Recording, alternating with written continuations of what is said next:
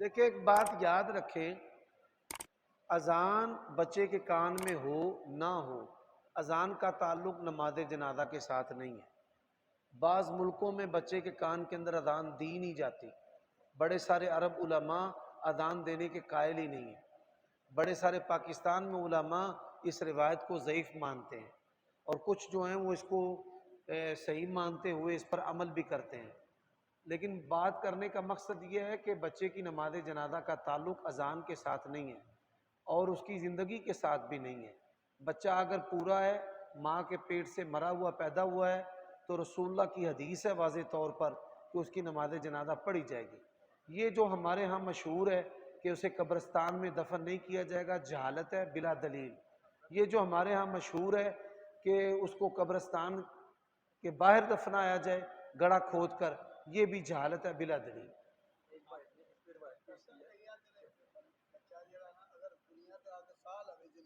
جی ایسی روایتیں، دو باتیں میں پہلے بھی بیان کر چکا ہوں، مجمل ہے، تفصیل میں آتا ہے کہ بچہ اگر مرا ہوا پیدا ہوتا ہے تو اس کی نماز جنازہ ہے، اور دوسری بات ہے کہ ایسی روایتیں جو ہیں وہ ضعیف ہیں، ثابت نہیں ہیں۔ نماز جنازہ رسول اللہ صلی اللہ علیہ وسلم کی خاندان اور زندگی کے ایسے بڑے سارے واقعات ہیں کہ جس پر ہم خاص دلیل کا مطالبہ نہیں کر سکتے کہ آپ نے اپنی فلاں بیٹی کا نماز جنازہ پڑھا تھا، فلاں بیٹے کا پڑھا تھا، یہ خاص دلیل کا مطالبہ جو ہے یہ درست نہیں۔ میں نے اس پر عرض کیا ہے، سنن ابی داود کے اندر حدیث موجود ہے، حدیث نمبر اس دفعہ جب آپ ویڈیو بنائیں تو ساتھ ایڈ کر دیں۔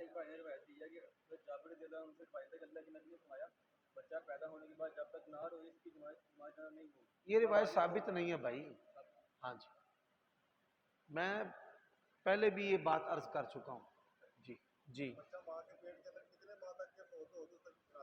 جسم پورا ہو، جسم جو ہے نا وہ پورا ہو، لوتھڑا نہ ہو، اعضاء اس کے پورے ہوں، جسم پورا ہو۔ کئی دفعہ میں پہلے بھی عرض کر چکا ہوں کہ اعضاء پورے ہوں، جسم صحیح ہو تو اس کی نماز جنازہ ہے۔ جسم جو مکمل ہونا ہے یہ 5 ماہ تک تقریباً، کیونکہ 6 ماہ میں بچے کی ولادت ہوتی ہے، جنہوں سے 7واں یا بچہ آنے ہیں، 6 ماہ کے بعد بچہ پیدا ہو جاتا ہے۔ جی دیا جائے گا، جو میت کے حکام ہیں وہ حکام اس کے ساتھ ہیں۔ حنفی جو علماء ہیں، دیکھیں ہمارا جو منہج ہے محدثین کا ہے، صحیح اور ضعیف روایت اگر جمع ہو تو صحیح روایت کو قبول کیا جائے گا، ضعیف کو چھوڑ دیا جائے گا۔ جو حنفی علماء ہیں انہوں نے اپنے مذہب پر فتویٰ دینا ہے اور اپنے مذہب کی تائید میں انہوں نے روایت پیش کرنی ہے، خواہ وہ صحیح ہو یا ضعیف ہو۔ ہم کہتے ہیں کہ جو صحیح روایت ہے آپ اس کو بطور دلیل کے پیش کریں، اس پر مسئلہ کی بنیاد رکھیں، اور جو ضعیف ہے خواہ وہ آپ کا مذہب ہے یا نہیں ہے اس کو چھوڑ دیں۔ تو بھائی بغیر نماز جنازہ پڑھے پڑھائے جو بچے دفنا دیے گئے ہیں انشاءاللہ کچھ نہیں ہوتا۔ عمرے کا آسان اور مسنون طریقہ یہ ہے کہ آپ جس ایئرپورٹ سے سفر کرنا چاہتے ہیں وہاں سے احرام کی چادریں لباس کی نیت کے ساتھ پہن لیں، اور جب میقات یا اس کی محاذات آئیں تو وہاں پر آپ تلبیہ پکاریں، لبیک بالعمرہ، اللہم لبیک بالعمرہ۔ اگر آپ کو یہ الفاظ نہیں آتے تو کہیں اللہ میں عمرہ کی نیت کے ساتھ حاضر ہو گیا، اور پھر تلبیہ پڑھتے رہیں، لبیک اللہم لبیک لبیک لا شریک لک لبیک، مسجد حرام میں داخل ہونے تک بسم اللہ والصلاة والسلام علی رسول اللہ اللہم افتح لی ابواب رحمتک، مسجد حرام میں داخل ہوں، اور داخل ہونے کے بعد آپ جو ہیں وہ اپنے دائیں کندھے کو جو ہے وہ ننگا کر لیں۔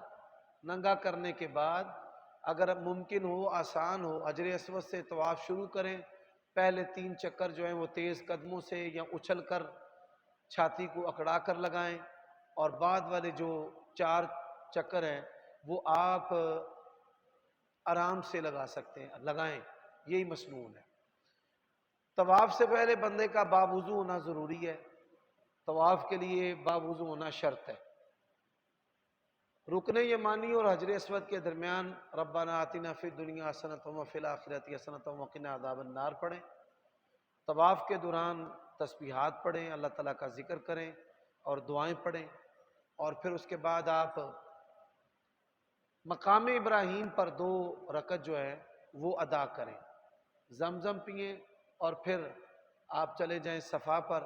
صفا پر قبلہ کی طرف منہ کر کے ان الصفا والمروۃ من شعائر اللہ، یہ آیت کریمہ پڑھیں، اور لا الہ الا اللہ وحدہ انجز وعدہ نصر عبدہ وہزم الاحزاب وحدہ، اور پھر قبلہ رخ ہو کر دعائیں کریں، اور پھر آپ نے صفا سے مروہ کی طرف جانا ہے، 1 چکر ہو جائے گا، طواف نہیں کرنا۔ بعض لوگ غلطی سے 14 چکر لگا لیتے ہیں۔ صفا سے مروہ جائیں گے 1، پھر مروہ سے مروہ پر کھڑے ہو کر بھی ویسے ہی دعائیں کریں جیسے رسول اللہ نے صفا پر کھڑے ہو کر دعائیں کی تھی۔ تو آخری جو آپ کا چکر ہے وہ مروہ پر ختم ہوگا، پھر اس کے بعد آپ جو ہیں حلق کروا دیں، اور اگر آپ نے بال کٹوانے ہیں تو سارے سر کے بال جو ہیں وہ کٹوائیں۔ تو یہ عمرہ کرنے کا طریقہ ہے۔ عورت جو ہے وہ اپنی سر کے جو بال ہیں تھوڑے سے بال کاٹ لے گی، اس طرح اس کا جو عمرہ ہے وہ مکمل ہو جائے گا۔ صحیح کی 2 نفل پڑھنا یہ بدعت ہے، صحیح کی کوئی نماز نہیں ہے۔